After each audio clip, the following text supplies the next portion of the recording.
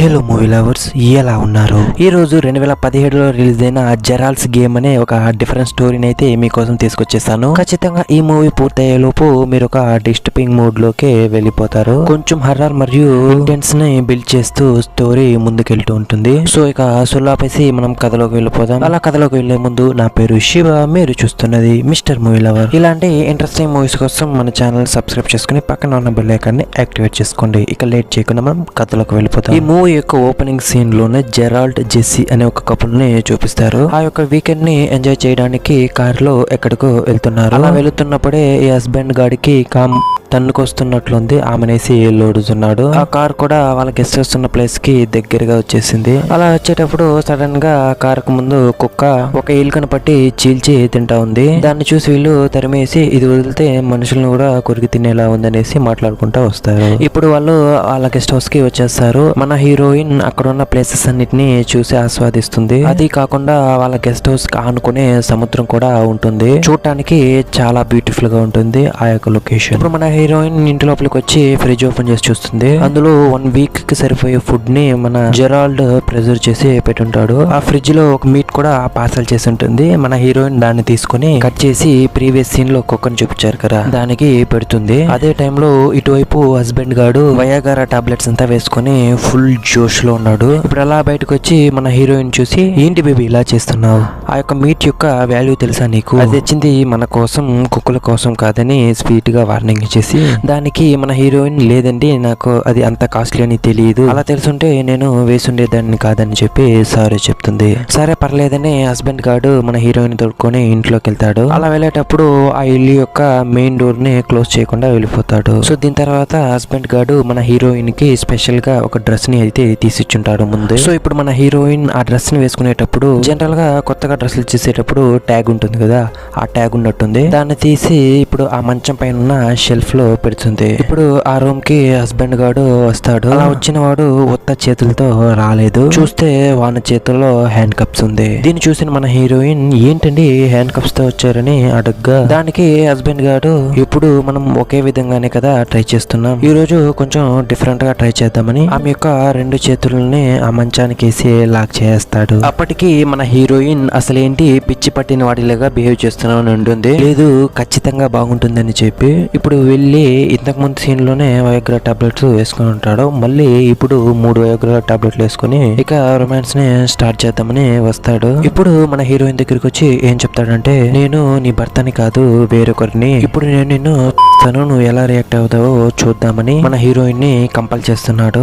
ఇప్పుడు మన మాట తీరు గాని బిహేవియర్ గాని సైకో లాగా ఉంది. మరోవైపు మన హీరోయిన్, ఈ రోజు మీకు ఏదో మెంటల్ ఎక్కినట్టుంది, దయచేసి హ్యాండ్ కప్స్ తీయండి, ఇక్కడి నుంచి వెళ్ళిపోదా ఉంటుంది. బట్ వీడు వినేలాగైతే కనబడడం లేదు. మరోవైపు వీని వయసు కూడా 50 ఏండ్లు. అది కాకుండా ఇప్పుడు వీడు తినిన వయోగ్రా టాబ్లెట్స్ కి ఇప్పుడు వీనికి సడన్ గా హార్ట్ అటాక్ వచ్చి మన హీరోయిన్ పైన పడి చనిపోతాడు. మన హీరోయిన్ ఒక్క సెకండ్ గుండాగినంత పని అయింది. బట్ ఆమె త్వరగానే రియలైజ్ అయింది గుండాగింది ఆమెకి కాదు వానికి అని. ఆమె చేతులకి 2 వైపులా హ్యాండ్ కప్స్ వేసినందువల్ల కాళ్ళని యూజ్ చేసి వాని యొక్క బాడీని ఎత్తుతుంది.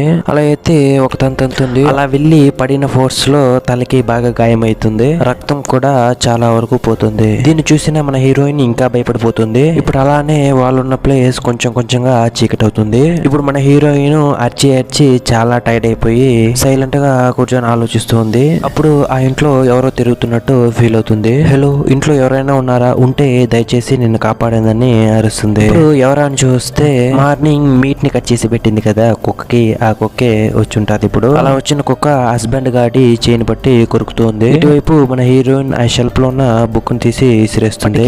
ఆ చేయిని కొరుకెళ్ళి తింటుంది ఆ కుక్క. ఇప్పుడు హీరోయిన్ షాక్ అయ్యేలా ఆ చచ్చిపోయిన హస్బెండ్ గాడు లేచొస్తాడు. అసలేందిరా అని చూస్తే ఇది వాని యొక్క ఆత్మ.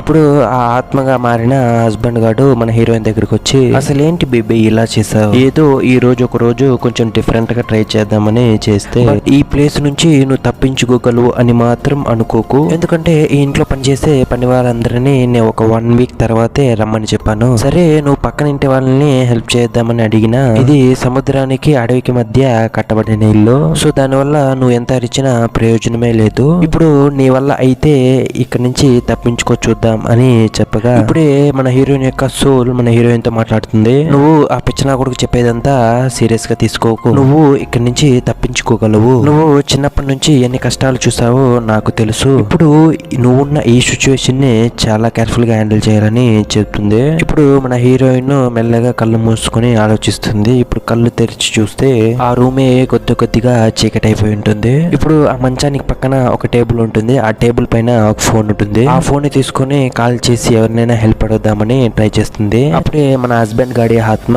అసలు ఆ ఫోన్ లో కొంచెం కూడా ఛార్జింగ్ లేదు, దాన్ని తీసుకుని ఏం చేస్తావని చెప్తున్నాడు. దాని తర్వాత హస్బెండ్ గాడు పిచ్చిదానిలా ఇక్కడి నుంచి తప్పించుకోవాలనే ఒక గోల్ కాకుండా నువ్వు తెల్లవారు నుంచి ఇదే మంచంలోనే ఉన్నావు, నువ్వు కంప్లీట్ గా డిహైడ్రేట్ అయిపోయి ఉంటావు. ఇప్పుడు నీకు తాగడానికి నీళ్లు కావాలి. నీ తలపైన ఉన్న బుక్ షెల్ఫ్ లో వాటర్ ఉంది, నీ వల్ల అయితే దాన్ని తీసుకుని తాగుని చెప్తాడు. మన హీరోయిన్ ఆ యొక్క షెల్ఫ్ ని ఒక చేత్తో నిగ్గి పట్టుకుని మరొక చేత్తో ఆ యొక్క గ్లాస్ టంబ్లర్ ని తీసుకుంటుంది. ఇప్పుడు దాని చేతిలో తీసుకుని తాగాలని చూస్తుంది, కానీ కుదరడం లేదు. ఎందుకంటే చేయి లాక్ చేసి ఉండడం వల్ల నోటికి చేతికి కొంచెం దూరం ఉంది. మరోవైపు మన హీరోయిన్ యొక్క ఆత్మ ఆ యొక్క నీళ్ళని ఎలా తాగాలో అని ఆలోచించని చెప్తుంది. ఇప్పుడు మన హీరోయిన్ కాసేపు ఆలోచించి తిరిగి ఆ యొక్క వాటర్ గ్లాస్ ని ఆ షెల్ఫ్ లోనే పెట్టేస్తుంది. ఈ యొక్క స్టార్టింగ్ సీన్ లో మన హీరోయిన్ డ్రెస్ చేంజ్ చేసుకునేటప్పుడు ఒక కొత్త ట్యాగ్ గురించి చెప్పుంటాను. ఇప్పుడు ఆ ట్యాగ్ ని చేతిలో తీసుకుని దాన్ని రౌండ్ గా చుట్టి దాన్ని ఒక స్ట్రా లాగా చేసి ఇప్పుడు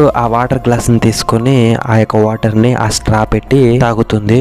ఇప్పుడు దానికి మన హీరోయిన్ యొక్క సోల్ నువ్వు ఆ వాటర్ ని ఫుల్ గా తాగేయకు, నీకు తిరిగి నీళ్లు అవసరం వస్తుంది అని చెప్తుంది. సో దానికి మన హీరోయిన్ కొంచెంగా తాగి మిగిలినవి అక్కడే పెడుతుంది. ఇప్పుడు మన హస్బెండ్ గారు ఈ ఒక్కరోజు కావాలంటే ఆ నీళ్లు తాగి బతికిపోవచ్చు, కానీ రేపటి లోపల నువ్వు చచ్చిపోతావని చెప్తున్నాడు. ఇప్పుడు మన హీరోయిన్ అలాగే మెల్లగా కళ్ళు మూస్తుంది.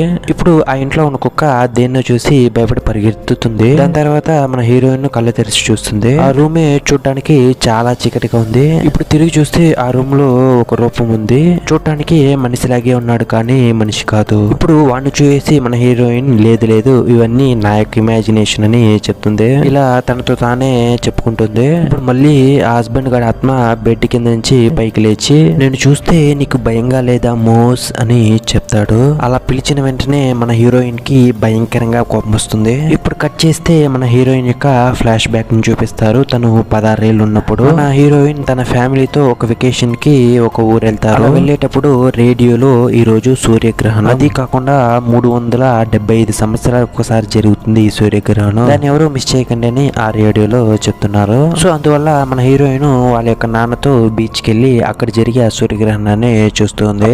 వాళ్ళ నాన్న ఏంటమ్మా అంత దూరంగా కూర్చున్నావు, మీ నాన్న అంటే నీకు ఇష్టం లేదా అని అడగ్గా లేదు నాన్న నువ్వంటే నాకు ఎప్పుడూ ఇష్టమే అని వాళ్ళ నాన్న దగ్గరికి వెళ్ళి కూర్చుంటుంది. అప్పుడు ఈ చెత్త నా కొడుకు తన సొంత కూతురు పైనే తప్పుగా బిహేవ్ చేస్తుంటాడు. కట్ చేస్తే ప్రెసెంట్ లో దాన్ని గుర్తు తెచ్చుకొని మన హీరోయిన్ సడన్ గా కళ్ళు తెరుస్తుంది. కళ్ళు తెరిచి చూస్తే అది మరుసటి రోజు తెల్లవారుజామున.